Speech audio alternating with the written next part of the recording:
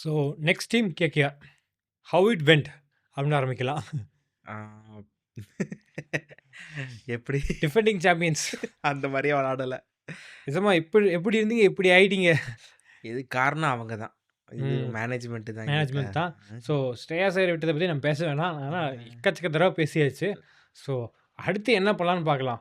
So apart from ரிட்டென்ஷன்ஸ், எடுத்த டீமை வச்சு எப்படி ஆடினாங்க அதை முதல்ல பார்க்கலாம். அதை பார்த்தோன்னா என்னை பொறுத்த வரைக்கும் அந்த பழைய சீசனோட அந்த போர்ட்டன்ட் இல்லை. அதனால அவங்க அந்த பேட்டிங்லையும் சரி அந்த பவுலிங்லையும் சரி ரெண்டுத்துலேயுமே அவங்க வந்து ஈக்குவல் அடி வாங்கினாங்க. ஸோ அதனால தான் இல்லை, நான் அவனுக்கு இந்த பொசிஷனில் கேகே இருக்கிறதுக்கு ரீசனே பவுலிங் தான். பவுலிங் இல்லாட்டி அவங்க 6 பாயிண்ட் இல்ல, எடுத்திருப்பாங்க. பவுலிங்ல தான் 12 பாயிண்ட் வந்தாங்க. அதுக்கு மெயின் ரீசன் வருண், வருண் சக்கரவர்த்தி, சுனில் நாராயண். சுனில். இந்த 2 பேர் இருக்கிறனால தான் இவங்க இன்னும் இந்த பொசிஷன்ல இருக்காங்க. இல்ல இன்னும் ஆனால் மற்ற பேக்கப் பவுலர்ஸ் அவங்க 2 பேருமே 15 விக்கெட் மேலே அடிச்சிருக்காங்க. ஆனா போன டைம் விட இந்த டைம் ரொம்ப அடி வாங்குறாங்க. அதுதான் பிரச்சனை. லைக் வந்து உங்களுக்கு போன டைம் நீங்கள் 200 சேஸ் டார்கெட் கொடுத்துருப்பாங்க. அதை சேஸ் பண்ணுறதுனால கஷ்டமாக இருக்கும். இந்த டார்கெட்டே 160 தான் கொடுத்துருப்பாங்க.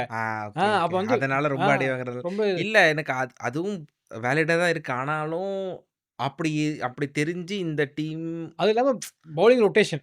நீங்கள் வந்து ரசல் வந்து போன தடவை பெரிய ப்ளஸ் என்னன்னா, எனக்கு ஸ்டார்க் உள்ள வரைக்கும் உள்ள ஃபர்ஸ்ட் ஃபார்மில் வரல.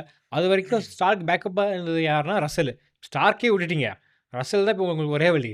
ரசல்லையும் நீங்கள் 15 ஓவர் வரைக்கும் யூஸே பண்ணலைன்னா, ஸோ வந்து நீங்கள் ஆல்ரெடி ஆப்போனன்ட் டீமுக்கு வந்து நீங்கள் வின் பண்ணிக்கோங்க, முடிஞ்சா எங்களை அடிச்சுக்கோங்கிற மாதிரி நீங்கள் ஓப்பனாக கொடுக்குறீங்க. சரி, ஓகே. பவுலிங்கை நம்ம குத்த சொல்லி நம்ம பிரயோஜனம் ஆக போகிறது கிடையாது. ஆக்சுவலாக பேட்டிங் எடுத்தீங்கன்னா சில்லு சில்லாக உடையும். பேட்டிங் தான் இவங்களோட பெரிய மெயின் சக்ஸஸ் என்னன்னு பார்த்தோம்னா ஓப்பனர்ஸ் போன தடவை 500 அடித்து பிரித்து மேய்ச்சிட்டாங்க ஓப்பனர்ஸு. ஸோ அடுத்து வர மிடில் ஆர்டர்ஸுக்கும் ஃபினிஷர்ஸ்க்குமே வேலை முடிஞ்சுது. ஸோ போன வருஷம் ரிங்கு சிங் சும்மா இருந்து காசு வாங்கிட்டு போனார். ஆமாம், ஏன்னா 14 ஓவருக்கு அப்போ தான் ரசலே வருவார். கடைசி ஓவருக்கு வந்து ரமன்தீப் சிங் வருவார். ஸோ ரிங்குக்கு பெருசாக பேட்டிங் டைமே கிடைக்கல. இப்போ என்னன்னா அப்படியே ஆப்போசிட்டு. ஓப்பனிங் வந்து ஓகே, சுனில் நாராயண் வந்து அவர் வேலையை அவர் பண்ணுறாரு. ஸோ அவரெல்லாம் நீங்கள் வந்துட்டு என்ன சொல்கிறது, ட்ரஸ்ட் பண்ண முடியாது. அவர் இதுதான் பண்ணுவார். அவரோட வேலை அது கிடையாது. ஆனாலும் உங்களுக்கு போன சீசன் பண்ணி கொடுத்தாரு. இல்லை, இந்த சீசனும் ஓரளவுக்கு டீசெண்டாக டீசெண்டாக ஆடுறாரு. இப்போ என்ன பிரச்சனைனா, இவங்களுக்கு வந்து டிகாக் வந்து செட் ஆகல. ஸோ 7 மேட்ச் டிகாக்கே முடிச்சிட்டான். முடிச்சுட்டு ஒரே ஒரு மேட்சாக டிகாக் அடித்தார். அடுத்து குர்பாஸ், அவரும் சிமிலர் பிளேயர் தான். அவர் வந்து 3 மேட்ச் ஒரு மேட்ச் அடிக்க, மீதி 2 மேட்ச் வந்து ரொம்ப அவுட் ஆகி போயிரு. ரிசல்ட் மாதிரி இவங்க யாராச்சும் இருப்பாங்கன்னு எதிர்பார்த்தாங்க. அந்த மாதிரி ஒரு பிளேயர் கிடைக்கிறது அது ஒரு பெரிய கடுப்பு. ஸோ வந்து எங்களுக்கு ஓப்பனிங்லேயே அந்த ரன் வரல. ஒரு சில மேட்சஸ் ரன் வந்தாலுமே ரஹானே ஓப்பனிங் 6 ஓவருக்கு ஸ்ட்ரைக் ரேட் 187 இருக்கு. ஆனால் ஸ்பின்னில் ஸ்ட்ரைக் ரேட் பார்த்தீங்கன்னா 120, 112 அந்த மாதிரி ரொம்ப கம்மியாக போயிடுது. அதுதாங்க. இல்லை, நான் என்னன்னா இந்த ஐ திங்க் ஜிடி மேட்ச் தான். எனக்கு தெரியல. ஸ்டார்ட் கொடுத்துட்டாங்க. என்னமோ தான் சேஸ் பண்ணுற மாதிரி இருந்தது. அதுக்கப்புறமா எதுவும் ஸ்டார்ட் ஓரளவுக்கு டீசெண்டாக எதுவும் ஸ்டார்ட் பண்ணாங்க. 40, 45 ரன்னமோ 6 ஓவருக்கு சரி போனால் போய் தொலையுது. சரி, அதுக்கப்புறம் 200 ரன் அடிக்கணும்னு தெரியுது. ஐ திங்க் வெங்கடேஷ் ஐயரும் ரஹானியும் தான் நினைக்கிறேன். அப்படியே உட்காந்துட்டாங்க. 10 ஓவர் 12 ஓவர் கிட்ட 2 பேரும் மேட்சே முடிஞ்சு போச்சு. அதுக்கப்புறம் ரசல் வந்து சுத்துறா என்ன வந்து அடிச்சா நீ வயசுக்கு வந்தா என்ன வரலனா அது எனக்கு அது பார்க்கும்போது எனக்கு அது தெரியல. ஒன்று அந்த 200 ரன்னுக்கு சேஸுக்காக போயிருக்கணும். போய் அவுட் ஆகியிருந்தா ஒரு லாஜிக் இருக்குது. இல்லை ட்ரையாச்சும் பண்ணணும், இன்டென்ட்டாச்சும் கொடுக்கணும். அவங்க ஒன்றுமே பண்ணாமல் பாலை தட்டி தட்டி அடித்து சிங்கிள் எடுத்துகிட்டு இருந்தாங்க. அந்த லாஜிக்கே எனக்கு என்னென்னு தெரியல. ஸோ அந்த என்னமோ ஆஃப் ஆயிடுச்சு. அவங்களுக்கு என்னன்னு தெரியல. அது ஆப்வியஸ்லி அது இல்லாமல் இன்னும் முக்கியமான விஷயம், ரகுவன்சியை நம்பர் 5 அதான் போன டைமே பேசியிருந்தோம். ஸ்ரேயாஸ் ஐயர் பொசிஷன், அந்த பொசிஷனில் இறக்குறது வந்து புரிஞ்சிக்கவே முடியல. போன வாட்டி உங்கள் ரசல் 14 ஓவரில் வராருன்னா, ஏன்னா உங்களுக்கு முன்னாடி அடி பொழந்துட்டு இருந்தாங்க. ஏன்னா ஓப்பனர்ஸே அவுட் ஆக மாட்டேன்ட்டு இருந்தாங்க. ஃபினிஷிங்க்கு ரசல் வந்தார். இந்த தடவை வந்து உங்களுக்கு பேட்டிங் உள்ளே ஆடுறதுக்கு ஆளே இல்லை. ரிங்கு சிங், ரசல், ரவன்தீப் சிங் ஒரு பேட்டிங் பவரோஸே பண்ணி வச்சுருக்கீங்க. நான் டோர்னமெண்ட் ஆரம்பிக்கிறதுக்கு முன்னாடி சொன்னேன், பெஸ்ட் ஃபினிஷர்ஸ் ஐபிஎல்ல எந்த டீமுக்கு இருக்குன்னு பார்த்தீங்கன்னா அது கேகேஆர் தான். ஏன்னா 3 பேருமே லைக் வந்து ஆல்மோஸ்ட் இன்டர்நேஷ்னல் ஆடுறாங்க. Like Russell top 5 T20 player. So அந்த மாதிரி ஒரு வச்சுருக்கீங்க ரிசோர்ஸு. 14 ஓவர் 15 ஓவர் வரைக்கும் 3 பேர்த்தையுமே இறக்கலாம். எப்படி அட்லீஸ்ட் ரிங்கு சிங்கை 10 ஓவரில் இருக்கலாம்ல. பேட்டிங் அடிக்கிறதுக்கு ஆள் இல்லை உங்களுக்கு. அதுதான் இறக்கிருக்கலாம். இல்லை, போன டைம் 1-1 ஐயர் ஆனாரா? 1-1 வந்து ரகுவன்சி 1-1 போனதை நல்லா பண்ணியிருந்தது, பர்ஃபார்மன்ஸ் பண்ணிட்டு இருந்த பையனை பிடிச்சி நம்பர் 5ல போட்டு இல்ல அப்போ நம்பர் 5ல நிதிஷ் ராணா இருந்தார்ல. ம். ஸோ அந்த நிதிஷ் ராணா பிளேஸுக்கு என்ன பண்றதுன்னு தெரியாம, அதுக்கு ரிங்கு சிங்கே போட்டுருக்கலாம். சரி ரிங்கு சிங்குக்கு ஆனா ரிங்கு சிங் ஃபினிஷர் தான்னு இவங்க முடிவு ஆ. பண்ணிட்டாங்க. அதனால இப்ப டேய்! இத்தன உங்களுக்கு உள்ள ஆடவே மேட்ச் இல்ல. ரிங்கு சிங் வரதுக்கு முன்னாடி மேட்ச்ச முடிச்சிடுறாங்க ஆப்போனன்ட். போன டைம் நிதிஷ் ராணா இருந்தாரு. அதுக்கப்புறம் ரகுவன்ஷி ஒன்றொன்னு ஆட வச்சீங்க. ஸ்ரேயஸர் நடுவுல இருந்தாரு. இப்போ அந்த பிரச்சனைக்கு என்ன ஆக்சுவலி பண்றது? போன தடவ வந்து நிதிஷ் ராணா இல்ல. இன்ஜூரி ஆகி போயிட்டாரு. அதனால நம்பர் 4 அண்ட் 5 வந்து வெங்கடேஷ் ஐயர், ஸ்ரேயாஸ் ஐயர் ஆனாங்க. அப்ப நம்பர் ரகுவன்ஷி ஒன்றொன்னு. ரங்கோசி 1 டவுன். நிதிஷ் ராணா வந்ததுக்கப்புறம் ஸ்ரேயாஸ் ஐயர் வெங்கடேஷ் ஐயர் 1 டவுன் போயிட்டாரு.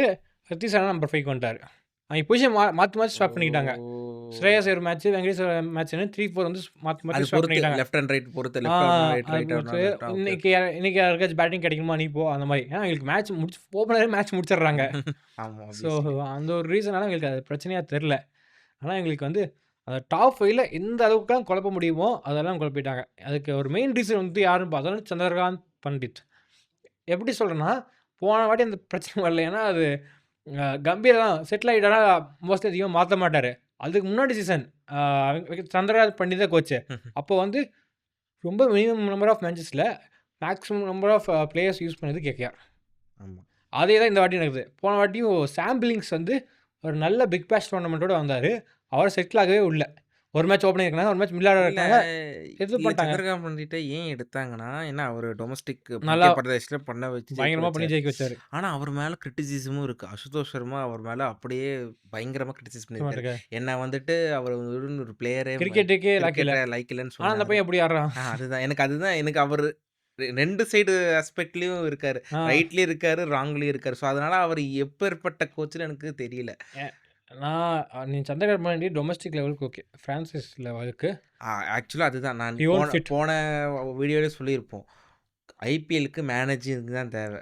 கோச் தேவை கிடையாது. டொமஸ்டிக்கு தான் நம்மளுக்கு கோச்சஸ் தேவை. ஸ்ட்ராட்டஜிஸ்ட் தேவை ஐபிஎலுக்கு. அதுதான் தேவை. நீங்க அதுதான் இந்த கோச்சஸ்லாம் வச்சு நம்ம ஒண்ணும் நீ கோச்சஸ் வச்சுக்கலாம். ஐ மீன் நீங்க இந்த மாதிரி டொமஸ்டிக்லேருந்து வர பிளேயர்ஸ்க்கு பர்சனலாக ஒரு கோச் சின்ன வச்சுக்கலாம். ஐ மீன் ஆ. இப்போ ஃபாரின் இப்போ பெரிய பெரிய இன்டர்நேஷனல் பிளேயர்ஸ்க்குலாம் நீங்க போய் கோச் பண்ணி ஒண்ணும் யாரு கேட்பா? நீங்க அதுவும் ரஹானே ஓப்பனாக சொல்கிறாங்க. அந்த எல்எஸ்ஜி மேட்ச்சில் வந்து வின்னிங் பொசிஷனில் இருந்தாங்க. ஃப்ளாட்டான ட்ராக்கு அடி பண்ணிட்டு இருந்தாங்க. ரகேட் ஏற்கனவே தப்பு. ரன் நல்லா அடிக்கணும். உங்களுக்கு 3 ஃபினிஷர்ஸ் இருக்காங்க. ரிங்கு சிங்க்கு இந்த மாதிரி மேட்சஸ் சான்சஸ் கொடுத்துருக்கணும். அதுக்கு வெங்கடேஷ் ஐயர் கொடுத்தாங்க okay.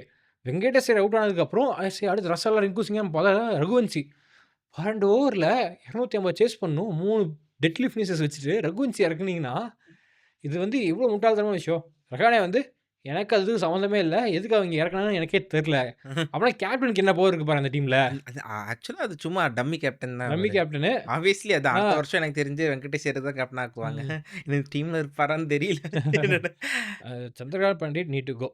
Bravo need to go. அவங்களுக்கு வந்து பிராவோ போக மாட்டார். ஏன்னா அது நைட் ரைடர்ஸோட ட்ரெண்டட் நைட் ரைடர்ஸோட அவருக்கு பெரிய கனெக்ஷன் இருக்கு. அது கனெக்ஷன் இருக்கு. ஆனால் நீங்கள் ஒரு அதனால அந்த மேனேஜ்மெண்ட்டோட அப்படியே கனெக்ட் நீங்கள் ஏதோ பவுலிங் வச்சு ஏதோ ஒரு இதில் வச்சுக்கோங்க. ஆனால் உங்களுக்கு வந்து ஒரு ஸ்ட்ராட்டஜிஸ்ட் தேவை. போன தடவை அவங்க ஜெயிச்சதுக்கு ஒரு மெயின் ரீசன் வந்து கம்பீர் ஒரு ஸ்ட்ராட்டஜிஸ்ட்டு. அபிஷேக் நாய் ஒரு பெரிய ரீசன். அபிஷேக் நாய் பின்னாடி வந்துட்டாரு. ஆனால் உங்களுக்கு வந்து அபிஷேக் நாய் வந்துட்டாரு. உங்களுக்கு சந்திரகாந்த் பண்டிட் தேவையில்லை. நீங்கள் வந்து you should go for someone like Sangakkara. இல்லை ஆயுள் மகன் கூட திரும்ப ஃபாலோ பண்ணுறாரு கேகேஆர் பேஜை. மேபி அவர் கூட வரலாம். நல்ல captain. So he might had a potential. கண்டிப்பாக பிராவோட might had a better potential. ஏன்னா அவர் வந்து 2021லேயே இந்த டீமை 4 பேர் வச்சு அவர் ஃபைனல் கூட்டு போனார் ஆயன் மார்கன். ஸோ ஆனால் என்ன எப்படி இருக்குங்கிறது எனக்கு சத்தியமாக தெரியல. ஏன்னா எங்களுக்கு வந்து என்ன அடுத்து என்ன பண்ணணும்னா தே நீட் ஒரு விக்கெட் கீப்பர் பேட்ஸ்மேன், ஒரு சாலிட் ஓப்பனர். விக்கெட் கீப்பருங்கிறது ஒரு பெரிய இப்போ ரொம்ப கஷ்டம். கஷ்டம். அது விக்கெட் கீப்பர் அதாவது ஒரு டீம் நல்லா இருக்கணும். இப்போ ஐபிஎல் டீம் பெஸ்ட்டாக இருக்கணும்னா இந்தியன் விக்கெட் கீப்பர் பேட்ஸ்மேன் வேணும். ஃபாரின் விக்கெட் கீப்பர் பேட்ஸ்மேனை வந்துட்டு நீங்கள் நம்ப முடியாது. அப்படி ஒரு ஃபாரின் விக்கெட் கீப்பர் பேட்ஸ்மேன் இருந்ததுன்னா பயங்கர குவாலிட்டியில் இருக்கணும். சால்ட்டு, பட்லர் அந்த மாதிரி குவாலிட்டியில், இங்கிலீஷ் அந்த மாதிரி குவாலிட்டியில் இருந்தால் மட்டும்தான் உங்களுக்கு வந்துட்டு அவங்க வந்துட்டு ஒரு 14 மேட்சஸில் ஒரு 6 or 7 மேட்சஸ் பெர்ஃபார்ம் பண்ணுவாங்க. இல்லை ஏன்னா நம்ம இந்தியன் கீப்பராக இருந்தால் ஓரளவுக்கு மீடியம் பெர்ஃபார்ம் நம்மளால அந்த பேக்கேஜ் எடுத்துகிட்டு போக முடியும். அது ஃபாரின் பிளேயர் அந்த டெட் வெயிட்டாக எடுத்துகிட்டு போக முடியாது. அதுதான் பெரிய 4 ஸ்லாட் தான் இருக்குது. பெஸ்ட் பிளேயர்ஸ் அந்த இதில் ஆடணும். அதுதான். அதனால அதான் தான் மாட்றாங்க. மாட்றாங்க. இவங்க அது ஒரு பெரிய இஷ்யூ. இந்த டீமும் சரி, இப்போ இது மும்பையும் சரி, மும்பை இப்போ ரிக்கில்டன் போனா மாட்டுவாங்க. அதே மாட்டுவாங்க. அந்த அதான். அந்த அந்த மாரி ஒரு ஃபாரின் விக்கெட் கீப்பர மேட்ச் இருக்கிறது ரொம்ப ரொம்ப கஷ்டம். ஃபாரின் விக்கெட் கீப்பரா இருந்ததுன்னா, ஒரு நான் பட்லர் மாரியோ, இல்ல சால்ட் மாரி அந்த மாரி ஒரு பெரிய இம்பாக்ட்ஃபுல் பிளேயர்ஸ் இருக்கணும். அப்படி இருந்தா மட்டும் தான் அ ஐ இல்லாட்டி திங்க் இல்லாட்டி இப்போ வர டீம்லாம் நீங்க பிளேயிங் 7லயே 2 விக்கெட் கீப்பர் பேட்ஸ்மேன் வச்சுக்கிறானுங்க. அதனால உங்களுக்கு பிரச்சனை இல்ல. இப்ப எல்ஹெச் இப்ப பூரனும் இருப்பான், பண்ட்டும் இருப்பான். ஆ இப்ப ஆர்சிபில பார்த்தா சால்ட் இருக்கான், ஜிதேஷ் ஜிதேஷ் சர்மா இருக்கான். இருக்கான். அவங்களுக்கு அந்த ஒரு ஆப்ஷனே தூக்கிடுறாங்க ஆக்ஷன்லயே. ஸோ வந்து ஆ விக்கெட் எனக்கு தெரிஞ்சு இந்த இந்த மிஸ்டேக்க கேகேஆர் ஒரு 5, 6 சீசனா பண்ணிட்டே இருக்காங்க. தினேஷ் கார்த்திக் போனதுலேருந்து அவங்களுக்கு விக்கெட் பேட்ஸ்மேனே இல்ல.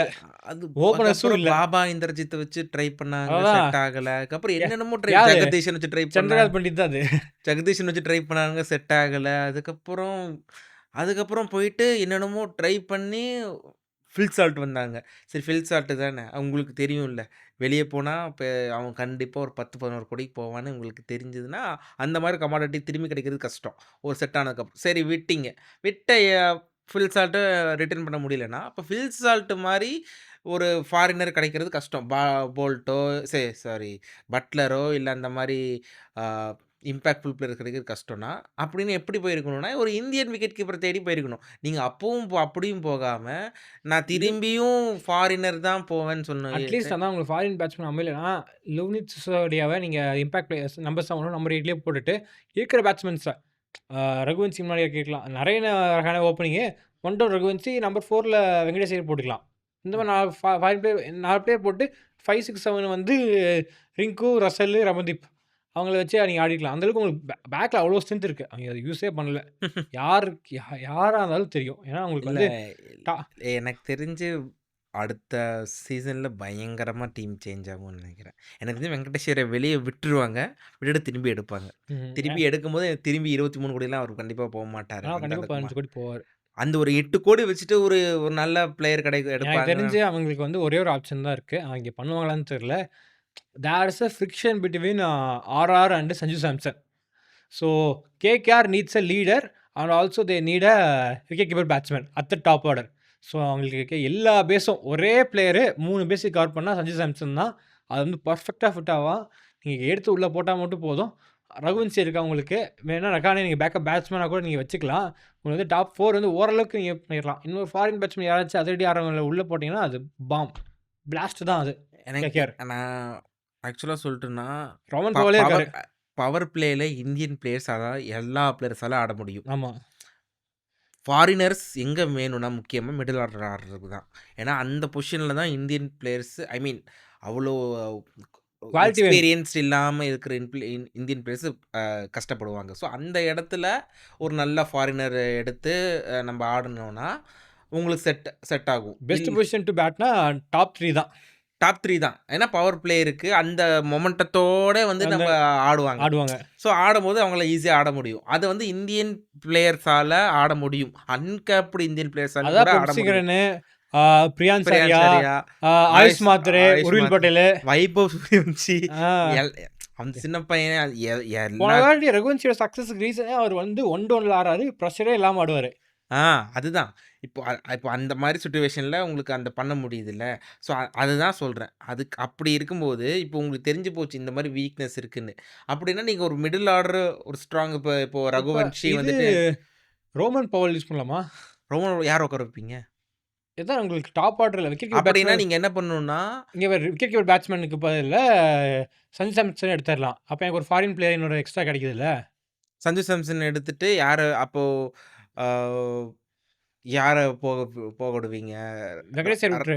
ஆ வெங்கடேஷ் ஐயர் விட்டுரு. வெங்கடேஷ் ஐயர் விட்டுறலாம். ஆ. ஃபுல்லா விட்டுடலாம். ஃபுல்லா ஆமா. விட்டுறலாம். அப்படிதான் கடைசியா கடைசியா வேணா கம்மியா வந்தா எடுத்துக்கலாம். நீ வந்து சஞ்சு சாம்சன், ஆ ரஹானே, ரகுவன்சி, ரஹானேக்கு பதிலா இந்த சுனில் நரேன் கூட யூஸ் பண்ணிக்கலாம். ரஹானே ரஹானே பேக்கப் பேட்ஸ்மேன் கம்மியான ரேட்டுக்கு தானே வச்சிருக்காங்க 2 கோடி. ரஹானே எனக்கு தெரிஞ்சு உங்க டீமோட ஒரு என்ன சொல்றது? சிஎஸ்கேவும் போன வருஷம் அதே தான் பண்ணாரு. இப்போ உங்களுக்கும் அதே தான் பண்றாரு. இல்ல, இல்ல. பவர் பிளேல அடிக்கிறாரு இல்லங்கள. ம். ஆனா அது உங்கள வந்து மிடில் ஓவர்ல கில் பண்ணிடுறாரு டீமே. ஏன்னா ரஹானே வந்து ஒன் டவுன்ல இறங்குறான். Opening இறங்குனானா power பிளேலயே முடிஞ்சிருவான்ல. அங்க வந்து ரஹானே இறங்குறது 4த், 5த் ஓவரு. 3 ஓவர் அடிச்சுட்டு அதுக்கு அடுத்து இதாகலாம். அவங்களுக்கு கிளியர் ரோல் குடுத்துட்டா, அந்த 6 ஓவர் மட்டும் அவன் ஆடிட்டு போயிருவான். ரகுவன்சி நம்பர் 4ல ரோமன் பவுலு. ம். 5, 6, 7 வந்து இவங்க ஆடிருவாங்க. யாரு? ஆ. ரிங்கு, ரசலு, ரமன்தீப். நான் வேணும்னா ரஹானே தூக்கிட்டு நரேன் ஓப்பனிங் இறக்கிக்கலாம். ரஹானே, சஞ்சு, இவன் அந் ஒன் வந்து அந்த அந்த ரகுவன்சி மாரி அப்படி தாராளமா வைக்கலாம். பண்ணலாம். அப்படின்னா உங்களுக்கு 3 foreign player Narine, Rovman Powell, Russell 3 பேர் வராங்க. இன்னொரு ஃபாரின் பிளேயர் ஆப்ஷன் இருக்கு. அது அது வந்து ஃபாஸ்ட் ஃபாஸ்ட் பவுலர். பவுலருக்கு போணும். மீதி காசுக்கு ஃபாஸ்ட் பவுலர் போய்க்கலாம். ஓகே. ஆனா வெங்கடேஷே வெளிய விடணும். வெளிய விடலாம். நீ வெங்கடேஷ் என்ன பண்ண போற? எனக்கு தெரிஞ்சு விட்டுருவாங்க. எனக்கு தெரிஞ்சு 23 கோடிக்கெல்லாம் திரும்பி ரிட்டர்ன் பண்ணிட்டு அவங்களால திரும்பி இந்த இது எனக்கு தெரிஞ்சு சஞ்சு சாம்சன அவங்க வந்துட்டு ஆ வாங்கணும்னா கண்டிப்பா வெங்கடேஷரை வெளிய விட்டு தான் ஆகணும். இல்லன்னா ட்ரான்ஸ்ஃபர் பண்ணி நாங்க வெங்கடேஷ் ஐயர் குடுத்து எங்களுக்கு சஞ்சு சாம்சனும், நிதிஷ் ராணும் குடுத்துருங்க. குடுக்கணுமா? எனக்கு தெரிஞ்சு பண்ண பண்றானுங்க. மாட்டாங்க. பண்ண மாட்டாங்க. இவனை மட்டுமாச்சும் கேட்டு பார்க்கலாம். சஞ்சு சாம்சனை மட்டுமாச்சும். ஏன்னா சஞ்சு சாம்சன் எங்களால சஞ்சு வச்சுக்க முடியாது. சாம்சனுக்குன்னா அப்போ அந்த ட்ரேடு குடுக்கணும்னா யார் போடுவாங்க? யார் வாங்குவாங்க? வெங்கடேஷ் ஐயர் தான். வெங்கடேஷர் வாங்கிட்டு இவங்க குடுப்பாங்கறீங்களா? ம். வெங்கடேஷர் மிடில் இவங்களுக்கு யூஸ் ஆகுமா? மிடில் ஆகட்டும். நம்பர் 4ல, நம்பர் 5ல. நம்பர் 4, 5 தான் ஆடுறான். இல்ல அந்த மாரி அவன ராஜஸ்தான் விட மாட்டாங்க. ராஜஸ்தானுக்கு அவங்களுக்கு என்ன ப்ளஸ் இருக்குங்கிறத பார்ப்பாங்க. ஏன்னா இப்போ வந்துட்டு நாங்க வேணா மயங்க் மார்க்கண்டே தரோம். உங்களுக்கு ஸ்பின்னர் தானே இல்ல. இந்தியன் ஸ்பின்னர் இல்ல. ஐ திங்க் இப்படி கேட்கலாம். வருண் சக்கரவர்த்தி அப்படின்னு சொல்லி கேட்பாங்க. சாமி எங்களுக்கு சஞ்சு வேணா குஞ்சு வேணா நீயே வச்சுக்கோ அப்படின்றோம். So KKR from the scratch வந்து ஸ்டார்ட் பண்ணோம். அது ஃபஸ்ட்டு ஆளாக அவங்க தூக்க வேண்டியது வந்து சந்திரகாட் பண்டிட், பிராவோ. ஸோ அந்த லீடர்ஷிப் ரோலை தான் அவங்க 2 பேரையும் தூக்கிட்டு ஒரு நல்ல லீடர்ஷிப் ஃபஸ்ட்டு செட் பண்ணணும். செட் பண்ணால் தான் ரெஸ்ட்டு அவங்க இது பண்ணணும். அடுத்த வருஷம் சந்திரகாண்ட் பண்டிட் போனாங்கன்னா இந்த டீமுக்கு இதே ரிசல்ட் தான் திரும்ப வரும். ஸோ ஆப்வியஸ்லி இதுதான் கேகேஆரோட ப்ராக்ரஸ் ரிப்போர்ட். ஸோ நல்லா இருக்க டீம் உங்களுக்கு கையில் வந்து இல்ல சுனில் நரேன், வருண் சக்கரவர்த்திலாம் பீக்கில் இருக்கிற டைமு அதில் வந்து நீங்கள் ஒரு கப் அடிக்கிறதுக்கு யூஸ் பண்ணிக்க வேண்டியது. ஸோ பாட்டில் பண்ணிட்டாங்க. ஆப்வியஸ்லி. ஏன்னா இதுக்கப்புறமா சுனில் நரேனும் சரி, ரசலும் சரி அவங்களால வருணுக்கு என்ன எத்தனை வருஷம் இதே மாதிரி பெர்ஃபார்ம் பண்ண முடியும்? வாய்ப்பே இல்ல. இவங்களோட பீக்ல வேஸ்ட் ஆசித் பண்றாங்க. ராணாவே எப்போ கண்டுபிடிச்சி முடிச்சிட்டாங்க என்ன பண்ணுறது? இப்போயே 15 இப்பவே அடி வாங்குறாரு. அப்படின்னா அப்பயே 15 எடுத்துட்றான். அடுத்த வருஷம் இன்னும் 2 வருஷம் இந்த மாதிரி போட்டான்னு வச்சுக்கோவேன், அதை யூஸ் பண்ணிக்கலாம். ஏன்னா உங்களுக்கு வந்து 4 கோடிக்கு இந்த இது தருது. வைபவ் வர 4 கோடிக்கு இது கிடைக்குதுல்ல. சொல்ல முடியாது. நான் ஹர்ஷித் ராணா கூட நான் வெளியே போறேன். நான் அதிகமாக ஆஃபர் பண்ற டீம்ஸ் நிறைய பேர் ஆமா. இருப்பாங்க. என்ன வேணா நடக்கலாம்ல. இதுதான் கேகேஆரோட summary. So let's see Chandrakant Pandit இருப்பாரா? இருக்க மாட்டாரா?